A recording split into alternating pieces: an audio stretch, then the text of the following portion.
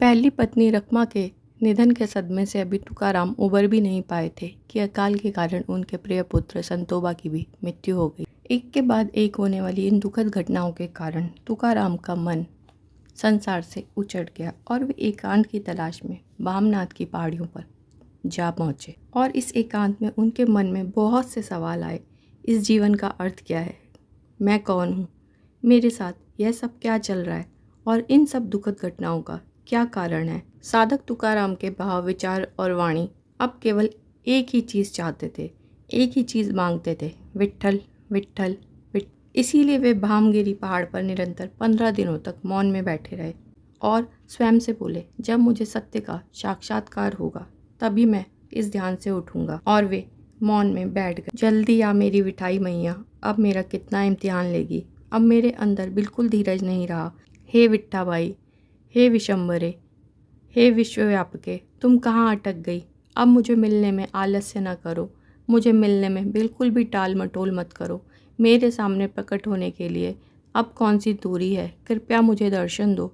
तुकाराम एक असीम शक्ति से जुड़ गए। मौन की इस अद्भुत अवस्था में वे इतने डूब चुके थे कि उन्हें न भूख की परवाह थी न प्यास की। कई सारे घातक विषधारी कीड़े मकोड़ों ने तुकाराम के शरीर पर हमला किया। शेर भी उन पर हमला करने आया, किंतु तुकाराम जी की साधना में कोई विघ्न नहीं आया। और अंततः तुकाराम जी को साक्षात्कार हुआ कि मैं इस सृष्टि से अलग नहीं हूँ। तुकाराम जी अपने स्व अनुभव से जान गए थे कि उनका सच्चा स्वरूप क्या है। आज तक उन्हें इतने प्रेम, असीम आनंद और गहरे मौन का पहले कभी अनुभव नहीं हुआ था।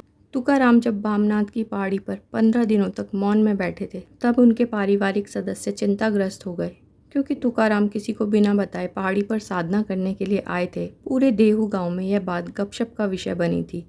आंवली भले ही चिड़चिड़े स्वभाव की थी, मगर वह एक पतिव्रता स्त्री थी। तुकाराम इतने दिनों से घर क्यों नहीं आए, यह चिंता उसे बार बार सता रही थी। वह इतनी परेशान हो गई कि उसने तुकाराम के छोटे भाई कानोबा को उन्हें ढूंढ कर लाने के लिए कहा। अपने बड़े भाई को खोजने हेतु कानोबा तुरंत घर से बाहर निकल आए। देहू गांव के आसपास होने वाले जंगलों, पहाड़ों, खाइयों में ढूंढने के बाद कानोबा हैरान हो गए। अंत में वे बामनाथ पहाड़ पर पहुंच गए और वहां पहुंचकर वे आश्चर्यचकित रह गए, क्योंकि उन्होंने तुकाराम का ऐसा रूप कभी नहीं देखा था। तुकाराम मौन बैठे थे। उनके शरीर पर सर्प, बिच्छू, शेर जैसे कई प्राणी थे। तुकाराम की देह पर एक अलग ही तेज झलक रहा था, जैसे उनके अंदर ज्ञान का प्रकाश फैला हो। अपने भाई का यह दिव्य रूप देखकर कानोबा धन्य हो गए। वे आश्चर्यचकित भाव विभोर होकर तुकाराम को देखते रहे। जिस स्थान पर तुकाराम जी को ज्ञान प्राप्त हुआ था, उस स्थान पर कुछ पत्थर रखकर उस पावन स्थान को वंदन करते हुए दोनों भाई इंद्रायणी नदी की तरफ चल दिए। वहाँ पर तुकाराम जी ने 15 दिनों का व्रत पूर्ण करते हुए इंद्रायणी नदी में स्नान किया।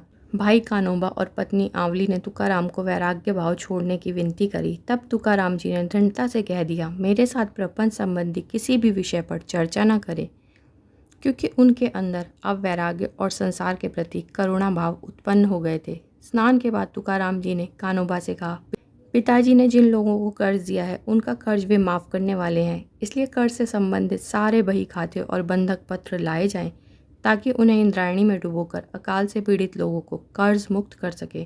तुकाराम जी की यह इच्छा सुनकर कानोबा आश्चर्यचकित हो गए।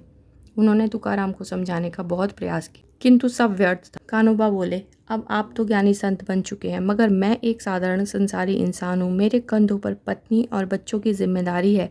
भला मैं आपको सारे बही खाते और बंधक पत्र कैसे दे सकता हूँ? इस पर भक्त तुकाराम ने कहा, ठीक है, जितने भी बंधक पत्र हैं तुम उन सभी को ले आओ। हम उन्हें 2 समान हिस्सों में बांटेंगे। आप अपना हिस्सा लेकर अपनी गृहस्थी में विभक्त होकर चलो। अब मेरा विट्ठल के अलावा ख्याल रखने वाला और कौन है? मेरे परिवार की आजीविका। और बोले, अब मेरा विट्ठल के अलावा ख्याल रखने वाला और कौन है? मेरे परिवार की आजीविका का ख्याल भी अब साक्षात विट्ठल ही रखेगा। कानोबा, तुम मेरी चिंता न करो, जाओ सभी बंधक पत्र ले आओ। कानोबा सभी बही खाते बंधक पत्र लेकर आए। उनमें से आधे पत्रों को तुकाराम जी ने कानोबा के हाथों में सौंप दिया और अपने हिस्से के आधे पत्रों को इंद्रायणी नदी में समर्पित कर दिया। तुकाराम जी का यह कृत्य देखकर आंवली गुस्से से लाल हो गई। तुकाराम जी बोले, मेरे अंदर यह वैराग्य निरंतर टिका रहे, इसी कारण मैं सभी कर्जदारों को माफ किए दे रहा हूँ। अब मैं इस धन की लेन देन से हमेशा के लिए मुक्त हूँ। अकाल की समस्या में तड़पने वाले लोगों से भला मैं कैसे पैसे मांग सकता हूँ, क्योंकि वे भी तो मेरे विट्ठल का ही रूप है।